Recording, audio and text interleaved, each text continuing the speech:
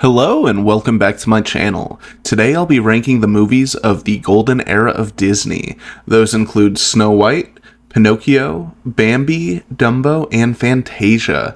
I hope you enjoy my video, and here we go.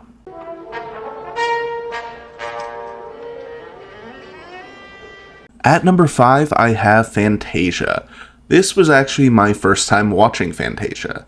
Looking at the other 4 movies, I was surprised to see how long it was, because it was closer to 2 hours, and everything else was an hour, hour and a half, and I don't know, it was weird. But all the yapping at the beginning shows why this movie was over 2 hours long. And I like the idea for the movie. An orchestra making great epic music and animating a story to go along with it. My biggest issue is that it took 15 minutes to even get to the animation part of it, though. I gave it a little more time before I started to write, but gosh, this movie's just so boring. I don't know if I'd even call it a movie. It's music with a few animated skits. And the one that everyone always remembers is the Mickey stuff with the brooms, but everything else is just so dang forgettable. This might be fun in a very specific state of mind, legal in 24 states in the United States, but this movie's just so boring. I like the music, but even that had drained me after an hour of it. And the worst part is, I know it's not going to get any better because that's how this whole movie's formatted. This is definitely going to be at the bottom of the list and probably very low when I end up ranking all the Disney movies too. This just had absolutely no story and I did not enjoy it one bit, to be honest.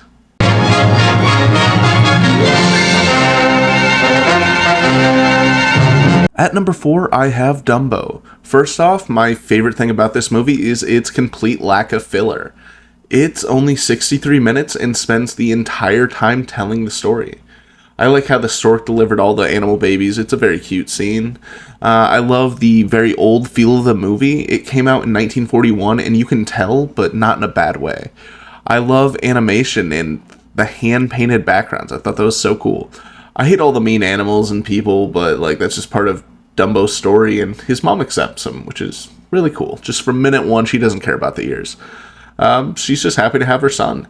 This feels like such a classic movie. It makes sense why we remember it 80 years later, even though it's such a short movie. One of the biggest negatives about this movie is how many times it had just a bunch of racist stuff for whatever reason. I know it's the 1940s, but still. People remember the crows, but the group of black men they had setting up the tent singing about how they're working like slaves, not a good look either. But the crows being terrible racial stereotypes as well was, once again, not a good look. Things like that will keep a movie from being high on any of my lists, believe it or not. Yeah, I know, it's a hot take, but racism is bad. I get it's of its time, but to me, nothing excuses racism.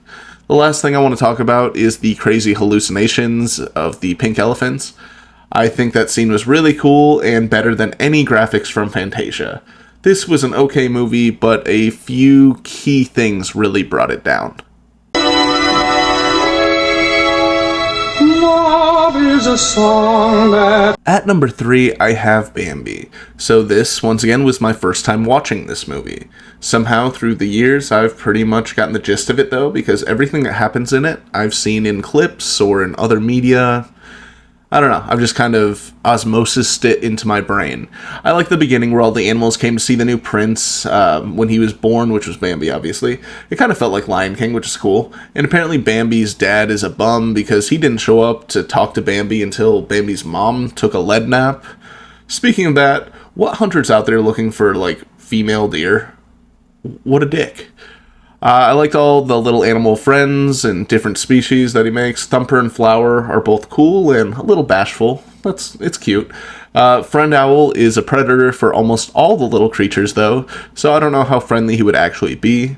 It was pretty jarring seeing Bambi pretty much completely grown up once springtime hit. Not even a musical transition, and they all have different voices. Puberty hits pretty hard in the wild. It also killed me how fast they abandoned each other once they met girls. Must have been a long winter. My biggest problem with the movie is how ugly the background looked to me, though. I feel like I'm partially colorblind watching it because there's no bright lights or colors. If there's anywhere that could use it, it's the forest. It's you could use it's like they had half a crayon box to make this movie. I just think about how much better the background was in Snow White, which came out 5 years before it. I don't dislike this movie, though. I'm not sure why it took me 27 years to watch it, but it's not bad. I'd say it'll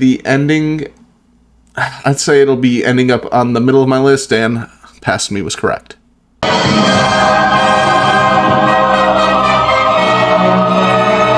At number 2, I have Snow White. Now for a classic that I'm watching just days after I watched the live-action version. This movie is widely considered one of the greatest animated movies ever, and it's easy to see why. First off, it was, I believe, the first one, which is really cool. And the fact that it came out almost 90 years ago makes it even more impressive. I always forget how much music is in it, and all the singers really go all out, making it very special each song.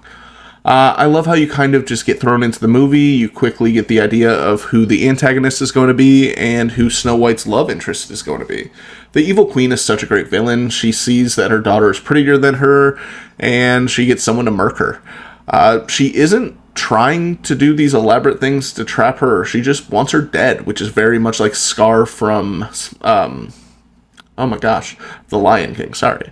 Then there's the terrifying scene of her running in the woods, genuinely one of the scariest animated scenes to this day. Watching it as a kid was always scary.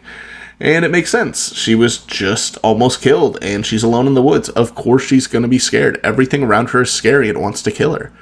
I also love the introduction of the 7 dwarves. They're also different and have fun personalities. The whistle while you work scene is particularly one of my favorites. I love seeing them all work together. I love her relationship with the animals. She's so kind-hearted that even they want to help her and follow her. It's a testament to what the mirror called her, the fairest of them all. I also love the Hi-Ho song sung by the dwarves. It's such a fun sequence, and I always love the part that Dopey plays in it. I guess my biggest problem with the movie is that it felt like it kind of ended suddenly, and honestly, doesn't even feel that sudden. It's a good movie. This is a really great movie and deserves all the praise it gets.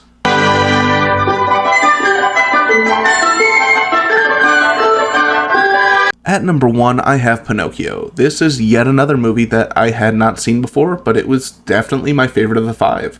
I really like how Geppetto's workshop looked and how his 2 animal friends were just interesting as well. I like how Jiminy went from like a homeless grasshopper to his official conscience, which was really cool.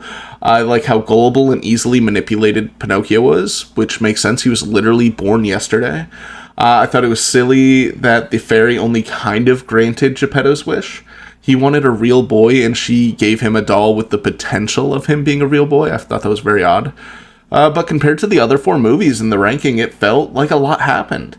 Between Stromboli making him an act, getting sent to Pleasure Island and almost getting completely turned into a donkey, and getting swallowed by a whale, a lot happened in this movie. It almost felt like an epic out of the Iliad. Pinocchio was an okay character. He acted like an idiot sometimes, but that's just how normal little boys are. Jiminy was not very good at his job, though. He fails in the very first day and just gives up. I thought that was pretty silly. Pinocchio is just one of those characters that have always been around, so I'm glad I finally got to see his movie. But this was a good movie, and definitely my favorite of the golden era of the Disney movies.